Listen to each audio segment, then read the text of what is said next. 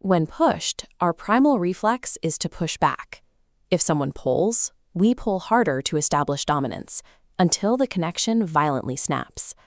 Using brute force or coercion to influence others creates an equal and opposite reaction. Every pound of pressure you apply builds a corresponding pound of resistance, eventually wearing down your influence until it breaks. This map shows the breadth of the caliphate in the 7th century. Caliph Muawiyah ibn Abi Sufyan governed a territory stretching from the Atlantic to the Indus River.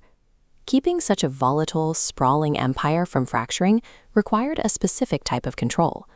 His strategy relied on what he called a single hair connecting him to his rivals. He explained that if they pulled on the hair, he would loosen his grip, and if they loosened their grip, he would pull.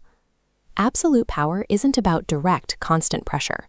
It is the masterful management of tension, an invisible leash that keeps opponents connected to you even as they try to pull away. When a rival or colleague becomes aggressive, your instinct is to build a wall. But what happens if you do the opposite? By loosening the hair, you yield. You validate their perspective and absorb their kinetic energy, leaving them with nothing solid to push against. This tactical empathy disarms them.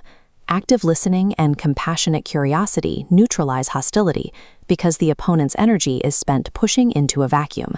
Sun Tzu referred to this in The Art of War as formlessness.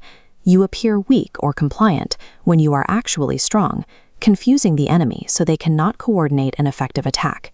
This aligns with Robert Greene's laws of power: play a sucker to catch a sucker.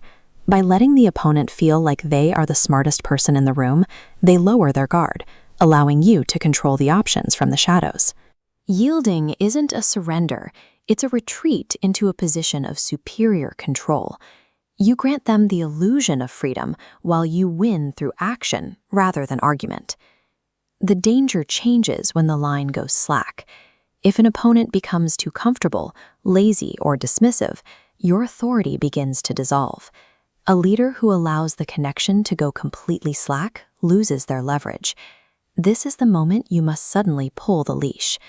Humans have an insatiable need to see familiarity in others.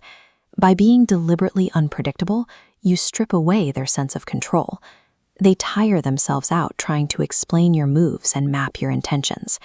You create a push and pull dynamic, strategically offering warmth and validation, followed by sudden coldness and withdrawal.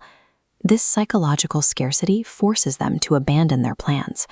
They stop focusing on their goals and start chasing you, desperate to reestablish the connection they just lost. Machiavelli argued that while a leader might need the strength of a lion, they must prioritize the cunning of a fox. The fox manages the public mandate indirectly, using perception as a tool of governance.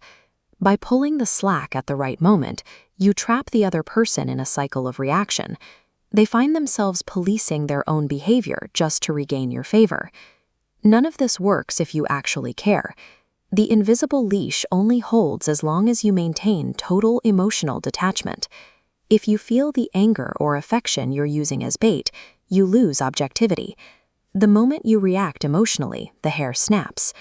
An amateur wastes energy in the heat of a conflict. A master remains still, viewing the entire interaction as a series of vectors and tensions to be managed with cold, surgical precision. In high-stakes environments or toxic office politics, your greatest strength is your ability to let others wear themselves out against your calculated silence. Put away the sword and learn to tie the invisible leash. Tell us in the comments about a time you pulled too hard and broke the hair.